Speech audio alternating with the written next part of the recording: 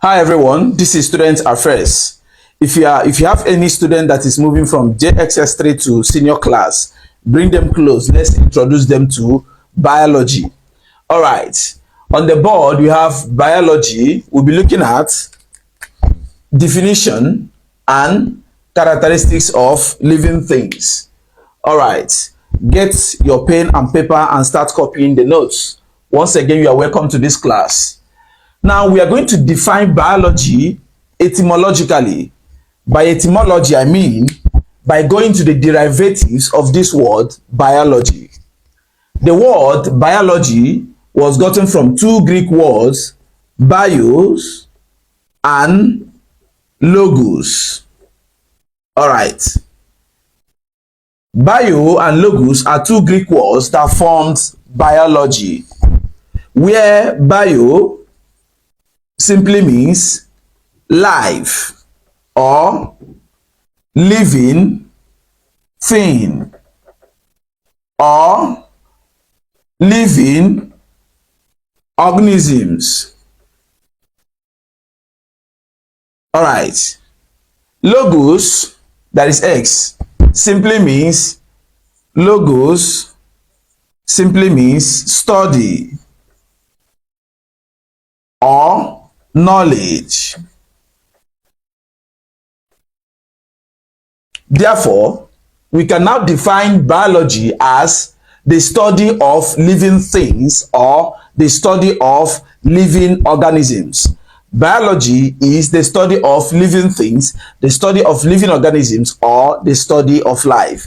So going back to where we derive the word biology, bios and logos, where you have that bio simply means living things, logos simply means study or knowledge. For example, you have psychology, the study of the mind.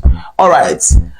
Having defined what biology is as a study of living things, we are now going to explain the characteristics of these living things that biology studies. All right. To get the characteristics of living things, or what is called the features of living things, we have what is called Mr. Niger D. Mr. Niger D. This is a summary of the characteristics of living things. M stands for movement. M stands for movement. Movement is the movement of living organisms from one place to another. One of the characteristics of every living organism is that they move around.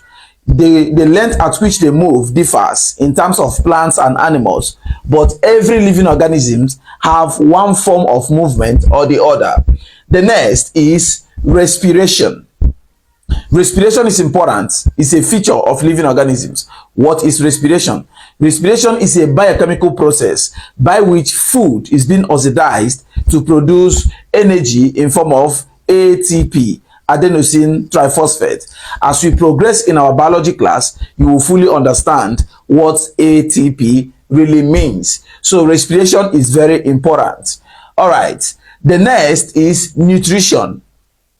Nutrition has to do with intake of food and the use of the nutrients from this food for health and survival.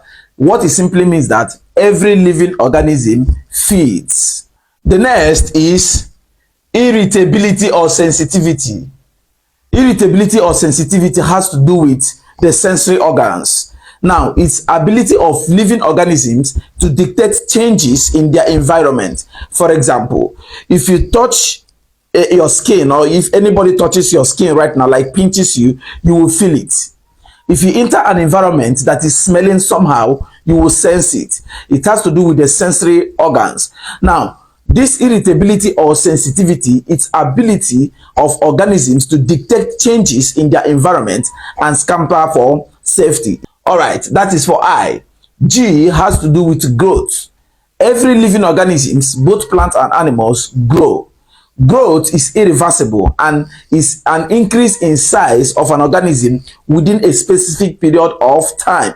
What it simply means that an organism, a plant or animal, is expected to grow to a certain level within a specific period of time. If that organism is not growing, it can be assumed that that organism is having an issue with growth. When you were born, for example, 5 years, 6 years, 7 years, your growth is different from when you are now 20 years. You must have grown to a certain height or a certain size. If for any reason at 20 years you are still looking like a 5-year-old baby, something is definitely wrong with your growth. All right, the next is excretion. Let me write it on the board. Excretion. It looks like I'm fast, but make sure you are copying notes. If you have any question, let us know in the comment section. So we're introducing biology to students that are going to SS1. Now, still on the characteristics of living things, we've mentioned movement, respiration, and nutrition. I, irritability or sensitivity. G, growth. We are now on E, excretion. Excretion is a process by which living organisms excrete undigested solid food materials through the anus. When you eat food, after some time you feel like using the toilet, right? Now, that's undigested solid materials that you excrete are food that couldn't digest. The process of doing that is called excretion. You can also excrete through other parts of your body. For example, the sweat that leaves through your skin is a form of excretion. But just know that excretion is a process by which undigested food materials leaves your body through the anus. Opposite of excretion is ingestion.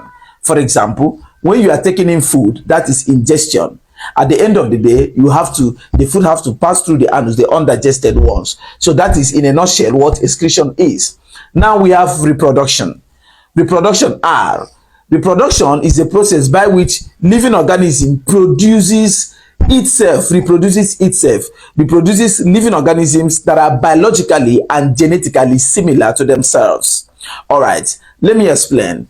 If a dog gives birth to a goat, the dog has reproduced, but the dog has not reproduced a living thing that is biologically and genetically similar to itself. That is why a human being gives birth to a human being, a dog gives birth to a dog, a lion gives birth to a lion. So they don't just give birth to biological beings, they give birth to biological beings that are also genetically related to themselves. Very similar. All right, now we have the last one, D, that is death.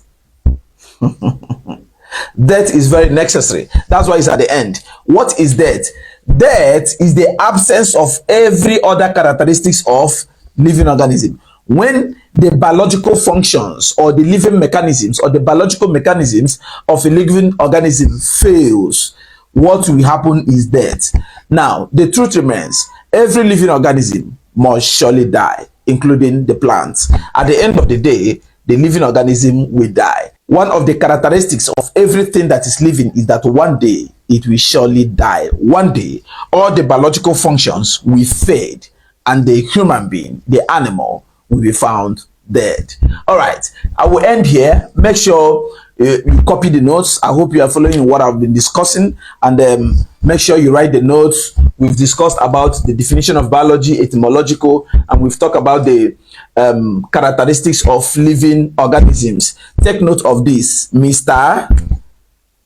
Niger D. That is the easiest way to understand it. Movement, respiration, nutrition, irritability or sensitivity, growth, excretion, reproduction, and death. We're going to stop here. If you have any question, let us know in the comment section. In the next class, we'll be looking at classification of living things. Living things are basically classified into, let's meet in the next class. This is Student Affairs. We so much care about you. Get all your family and friends to join this movement. And most importantly, make sure you are learning. Bye for now.